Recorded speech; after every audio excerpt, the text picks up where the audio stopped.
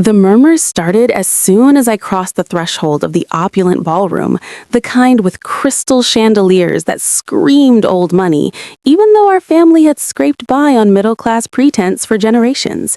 My heels clicked against the marble floor, echoing like accusations. And then came the laughter, sharp, mocking, slicing through the string quartet's rendition of Pachelbel's canon. Aunt Lavinia's voice carried first, laced with that faux sympathy she wielded like a weapon. Poor thing, showing up solo to her own sister's wedding? A black girl like her couldn't get a date if she paid for one. The titters spread like wildfire among the relatives, my cousins stifling giggles behind manicured hands, Uncle Royce shaking his head with a pitying smirk.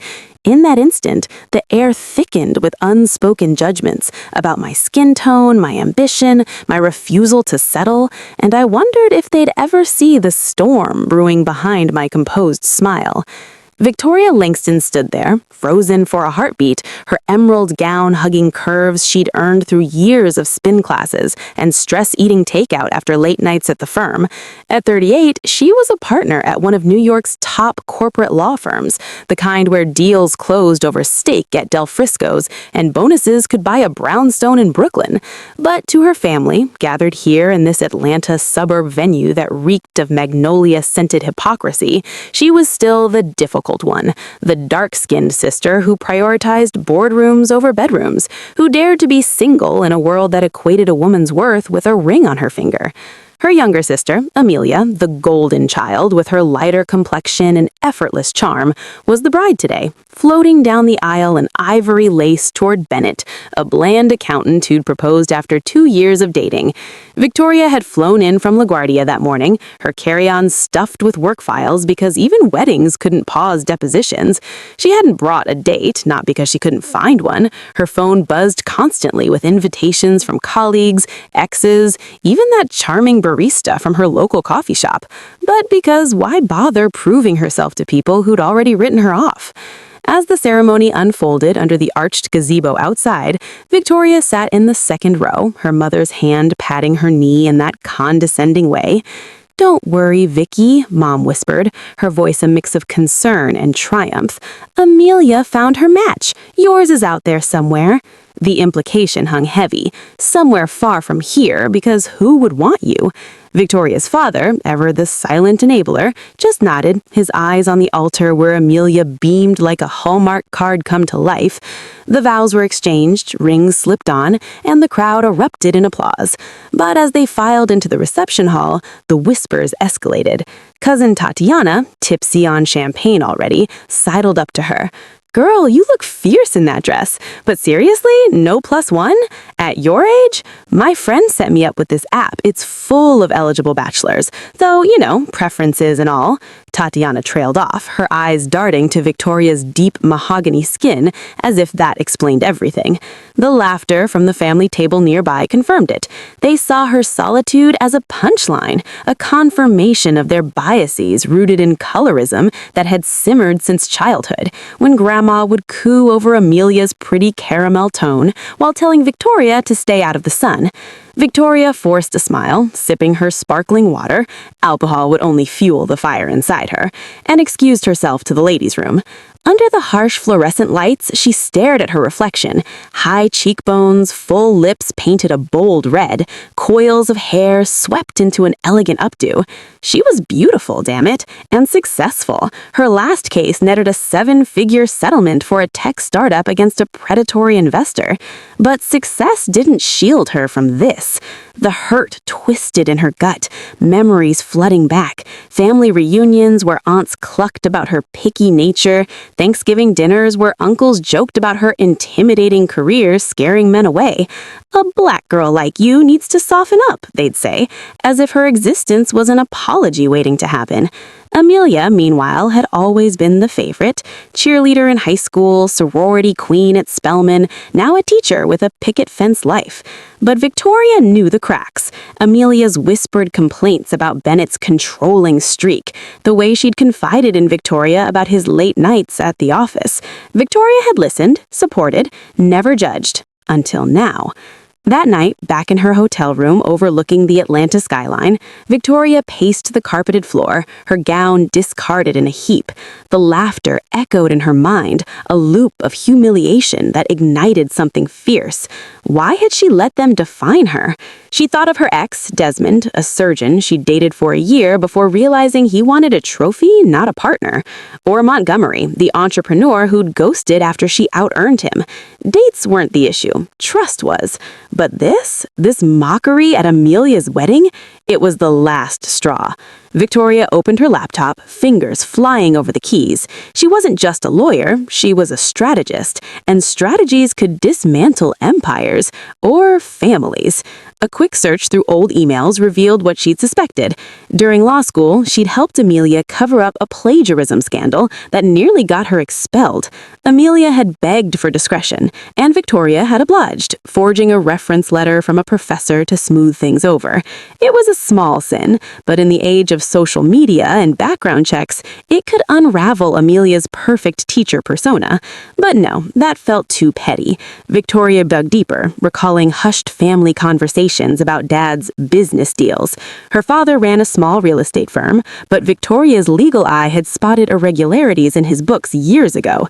Offshore accounts, unreported income, skirting IRS rules. Mom knew, turned a blind eye for the lifestyle it afforded. And Aunt Lavinia, the queen of judgment, had her own skeletons, an affair with Uncle Royce's best friend that Victoria had overheard at a barbecue. The plan crystallized over the next few weeks back in her sleek Manhattan apartment with views of Central Park. Victoria didn't rush. Revenge, like a good brief, required precision. She hired a private investigator, discreet, expensive, worth every penny, to verify the details. Reports trickled in. Dad's tax evasion was real, totaling over $200,000 in hidden assets. Aunt Lavinia's affair? Ongoing, with texts and photos as proof. And Amelia? The PI uncovered Bennett's gambling habit, debts piling up from online poker sites, explained away as work stress. Amelia knew, had been dipping into her savings to bail him out, all while portraying marital bliss on Instagram. Victoria's internal monologue raged. How dare they? Laugh at me when their lives are facades? She felt a twinge of guilt. Family was blood, after all, but the sting of that wedding laughter overpowered it. This wasn't about destruction, it was about exposure, forcing them to confront their hypocrisies. She scheduled a family brunch for the 1-month anniversary of the wedding, framing it as a celebration extension in the group chat. "Let's toast to new beginnings," she typed, smirking at the irony. The weeks leading up built suspense like a thriller novel. Victoria fielded calls from Mom, probing about her love life. "Any prospects, honey? We worry about you being alone in that big city." Victoria bit her tongue, replying sweetly, all in good time. Internally, she rehearsed her moves, visualizing the brunch at the country club in Buckhead, the same place where Amelia's bridal shower had been held. She packed evidence in a sleek leather portfolio, printouts, screenshots, even a USB drive with audio recordings from the PI.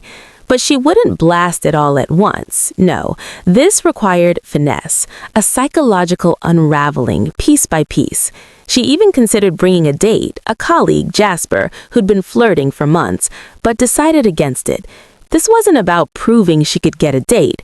It was about showing they never knew her at all.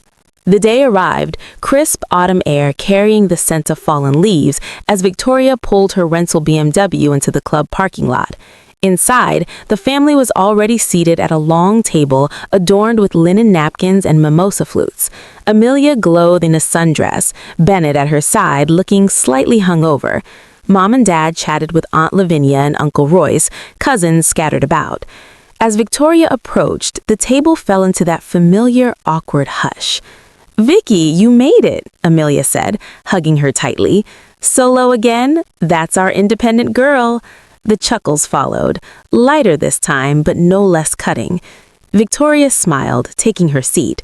"Actually, Amelia, I've been thinking a lot since the wedding. About family, about honesty."